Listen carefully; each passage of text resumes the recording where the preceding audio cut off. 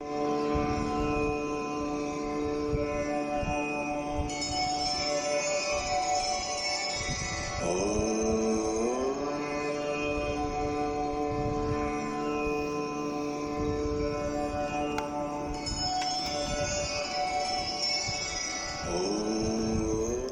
नमः शिवाय। आज हम शिव पुराण की श्री रुद्र संहिता का द्वितीय खंड का 5वां व 6ठा अध्याय पढ़ेंगे।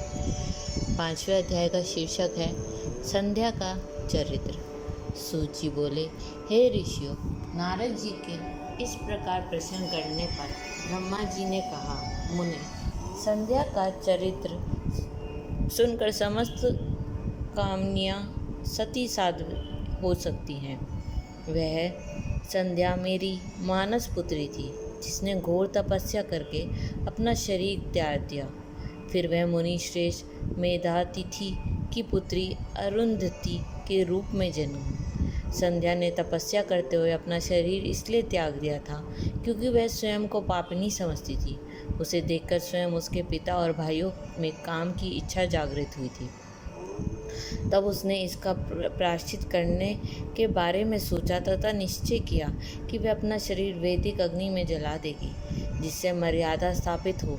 भूतल पर जन्म लेने वाला कोई भी जीव तरुण अवस्था से पहले काम के प्रभाव में नहीं आ पाएगा। यह मर्यादा स्थापित कर मैं अपने जीवन का त्याग कर दूंगी। मन में ऐसा विचार करके संध्या चंद्रभागा नामक पर्वत पर चली गई। यहीं से चंद्रभागा नदी का आरंभ हुआ। इस बात का ज्ञान होने पर मैंने वेद शास्त्रों के पारंगत विद्वान, सर्वज्ञ और ज्ञान योगी पुत्र वशिष्ठ को वहां जाने की आज्ञा दी। मैंने वशिष्ठ जी को संध्या की विधि पूर्वक दक्षा देने के लिए वहां भेजा। नारद, चंद्रभागा पर्वत पर एक देव सरोवर है जो जलाशयोचित गुणों से पूर्ण है। उस सरोवर के तट पर बैठी संध्या इस प्रकार सुशोभित हो रही थी जैसे प्रदोष काल में उदित चंद्रमा और नक्षत्रों से युक्त आकाश शोभा पाता है। तभी उन्होंने चंद्रभागा नदी का भी दर्शन किया। तब उस सरोवर के तट पर बैठी संध्या से वशिष्ठ जी ने आदरपूर्वक पूछा, हे देवी, तुम इस निर्जन पर्वत पर क्या कर रही हो? तुम्हारे माता पिता कौन हैं? यदि यह छिपाने योग्य ना हो तो कृपया मुझे बताओ। यह वचन सुनकर संध्या ने महर्षि वशिष्ठ की ओर देखा। उनका शरीर दिव्य तेज से प्रकाशित था। मस्तक पर जटा धारण किए वे साक्षात कोई पुण्य आत्मा जान पड़ते थे। संध्या ने आदरपूर्वक प्रणाम करते हुए वशिष्ठ जी को अपना परिचय देते हुए कहा, ब्राह्मण, मैं ब्रह्मा जी की पुत्री संध्या हूँ। मैं इस निर्जन पर्वत पर तपस्या करने आई हूँ। यदि आप उचित समझे तो मुझे तपस्या की विधि बताइए। मैं तपस्या के नियमों को नहीं जानती हूँ, अतः मुझ पर कृपा करके आप मेरा उचित मार्गदर्शन करें। संध्या की बात सुनकर वशिष्ठ जी ने जान लिया कि देवी संध्या मन में तपस्या का दृढ़ संकल्प कर चुकी हैं। इसलिए वशिष्ठ जी ने भक्तवत्सल भगवान शिव का स्मरण करते हुए कहा, हे देवी, जो सबसे महान और उत्कृष्ट हैं, सभी के परम आराध्य हैं, जिन्हें परमात्मा कहा जाता है, तुम उन महादेव जी की अपने हृदय में धारण करो। भगवान शिव ही धर्म, अर्थ, काम और मोक्ष के स्रोत हैं। तुम उन्हीं का भजन करो। ओम नमः शिवाय मंत्र का जाप करते हुए मौन तपस्या करो। उसके अनुसार मौन रहकर ही स्नान तथा शिव पूजन करो। प्रथम 2 बार छठे समय में जल को आहार के रूप में लो। तीसरी बार छठा समय आने पर उपवास करो। देवी, इस प्रकार की गई तपस्या ब्रह्मचर्य का फल देने वाली तथा अभीष्ट मनोरथ को पूर्ण करने वाली होती है।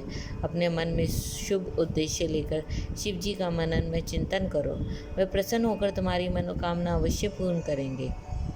इस प्रकार संध्या को तपस्या की विधि बताकर और उपदेश देकर मुनि वशिष्ठ वहाँ से अंतर्ध्यान हो गए। 6ठा अध्याय, संध्या की तपस्या। ब्रह्मा जी बोले, हे माँ प्रज्ञ नारद, तपस्या की विधि बताकर जब वशिष्ठ जी चले गए तब संध्या आसन लगाकर कठोर तप शुरू करने लगी। वशिष्ठ जी ने द्वारा बताए गए विधान एवं मंत्र द्वारा संध्या ने भगवान शिव की आराधना करनी आरंभ कर दी। उसे अपना मन शिव भक्ति में लगा दिया और एकाग्र होकर तपस्या में मगन हो गई। तपस्या करते करते 4 युग बीत गए। तब भगवान शिव प्रसन्न हुए और संध्या को अपने स्वरूप के दर्शन दिए, जिसका चिंतन संध्या द्वारा किया गया था। भगवान का मुख प्रसन्न था, उनके स्वरूप से शांति बरस रही थी। संध्या के मन में विचार आया कि मैं महादेव की स्तुति कैसे करूं। इसी सोच में संध्या ने नेत्र बंद कर लिए। भगवान शिव ने संध्या के हृदय में प्रवेश कर उस दिव्य ज्ञान दिया, साथ ही दिव्य वाणी और दिव्य दृष्टि भी प्रदान की। संध्या ने प्रसन्न मन से भगवान शिव की स्तुति की। संध्या बोली, हे निरंकार परम ज्ञानी लोक स्पष्टा भगवान शिव, मैं आपको नमस्कार करती हूँ, जो शांत, निर्मल, निर्विकार और ज्ञान के सूत्र हैं, जो प्रकाश को प्रकाशित करते हैं। उन भगवान शिव को मैं प्रणाम करती हूँ, जिनका रूप अद्वितीय, शुद्ध, माया रहित, प्रकाशमान, सच्चिदानंदमय, नित्यानंदमय, सत्य, ऐश्वर्य से युक्त और तथा लक्ष्मी और सुख देने वाला है। उन परम पिता परमेश्वर को मेरा नमस्कार है, जो सत्व प्रदान, ध्यान योग्य, आत्मस्वरूप, सारभूत, सबको पार लगाने वाला तथा परम पवित्र है। उन प्रभु को मेरा प्रणाम। भगवान शिव, आपका स्वरूप शुद्ध, मनोहर, रत्नमय, आभूषणों से अलंकृत एवं कपूर के समान है। आपके हाथों में डमरू, रुद्राक्ष और त्रिशूल शोभा पाते हैं। आपके इस दिव्य चिन्मय सगुण साकार रूप को मैं नमस्कार करती हूँ। आकाश, पृथ्वी, दिशाएं, जल, तेज और काल सभी आपके रूप है।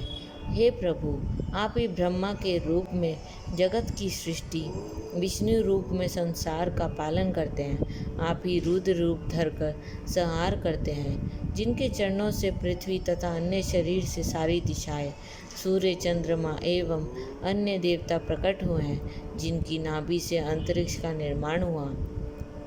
वही सद्ब्रह्म तथा परब्रह्म है। आपसे ही सारे जगत की उत्पत्ति हुई है, जिनके स्वरूप और गुणों का वर्णन स्वयं ब्रह्मा विष्णु भी नहीं कर सकते। भला उन त्रिलोकीनाथ भगवान शिव की स्तुति मैं कैसे कर सकती हूँ? मैं एक अज्ञानी और मूर्ख स्त्री हूँ। मैं किस तरह आपको पूजूं कि आप मुझ पर प्रसन्न हो? हे प्रभु, मैं बारंबार आपको नमस्कार करती हूँ। ब्रह्मा जी बोले, नारद, संध्या द्वारा कहे गए वचनों से भगवान शिव बहुत प्रसन्न हुए। उसकी स्तुति ने उन्हें द्रवित कर दिया। भगवान शिव बोले, हे देवी, मैं तुम्हारी तपस्या से बहुत प्रसन्न हूँ, अतः तुम्हारी जो भी इच्छा हो वह वर मांगो, तुम्हारी इच्छा मैं अवश्य पूर्ण करूँगा। भगवान शिव के यह वचन सुनकर संध्या खुशी से उन्हें बार बार प्रणाम करते हुए बोली, हे महेश्वर, यदि आप मुझ पर प्रसन्न होकर कोई वर देना चाहते हैं और यदि मैं आपने पूर्व पापों से शुद्ध हो गई हूँ, तो हे महेश्वर, हे देवेश, आप मुझे वरदान दीजिए कि आकाश, पृथ्वी और किसी भी स्थान में रहने वाले जो भी प्राणी इस संसार में जन्म ले, वे जन्म लेते ही काम भाव से युक्त न हो जाएं। हे प्रभु, मेरे पति भी सुहृदय और मृत्यु के समान हो और अधिक कामी ना हो। उनके अलावा जो भी मनुष्य मुझे सकाम भाव से देखे, वह पुरुष तत्वहीन अर्थात नपुंसक हो जाए। हे प्रभु, मुझे यह वरदान भी दीजिए कि मेरे समान विख्यात और परम तपस्विनी तीनों लोकों में और कोई ना हो। निष्पाप संध्या के वरदान मांगने को सुनकर भगवान शिव बोले, हे देवी संध्या, तथास्तु, तुम जो चाहती हो मैं तुम्हें प्रदान करता हूँ। प्राणियों के जीवन में अब 4 अवस्थाएं होंगी। पहली शैशव अवस्था, दूसरी कौमार्य अवस्था, तीसरी यौवना अवस्था और चौथी वृद्धावस्था। तीसरी अवस्था अर्थात यौवना अवस्था में ही मनुष्य सकाम होगा। कहीं कहीं दूसरी अवस्था के अंत में भी प्राणी सकाम हो सकते हैं। तुम्हारी तपस्या से प्रसन्न होकर ही मैंने यह मर्यादा निर्धारित की है। तुम परम सती हो और तुम्हारे पति भी अतिरिक्त जो भी मनुष्य तुम्हें सकाम भाव से देखेगा वह तुरंत पुरुष तत्वहीन हो जाएगा। तुम्हारा पति महान तपस्वी होगा, जो कि 7 कल्पों तक जीवित रहेगा। इस प्रकार मैंने तुम्हारे द्वारा मांगे गए दोनों वरदान तुम्हें प्रदान कर दिए। अब मैं तुम्हें तुम्हारी प्रतिज्ञा को पूर्ण करने का साधन बताता हूँ। तुमने अग्नि में अपना शरीर त्यागने की प्रतिज्ञा की थी। मुनिवर, मेधातिथि का एक यज्ञ चल रहा है जो कि 12 वर्षों तक चलेगा। उसमें अग्नि बड़े जोरों से जल रही है। तुम उस अग्नि में अपना शरीर त्याग दो। चंद्रभागा नदी के तट पर ही तपस्वियों का आश्रम है जहाँ महायज्ञ हो रहा है। तुम उसी अग्नि से प्रकट होकर मेधातिथि की पुत्री होगी। अपने मन में जिस पुरुष की इच्छा करके तुम शरीर त्यागोगी वही पुरुष तुम्हें पति रूप में प्राप्त होगा। संध्या, जब तुम इस पर्वत पर तपस्या कर रही थी तब त्रेता युग में प्रजापति दक्ष की बहुत सी कन्या हुई।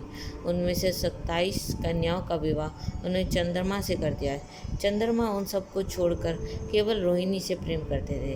तब दक्ष ने क्रोधित होकर उन्हें श्राप दे दिया। चंद्रमा को शाप से मुक्त कराने के लिए उन्होंने चंद्रभागा नदी की रचना की। उसी समय मेधातिथि यहाँ उपस्थित हुए थे। उनके समान कोई तपस्वी न होगा।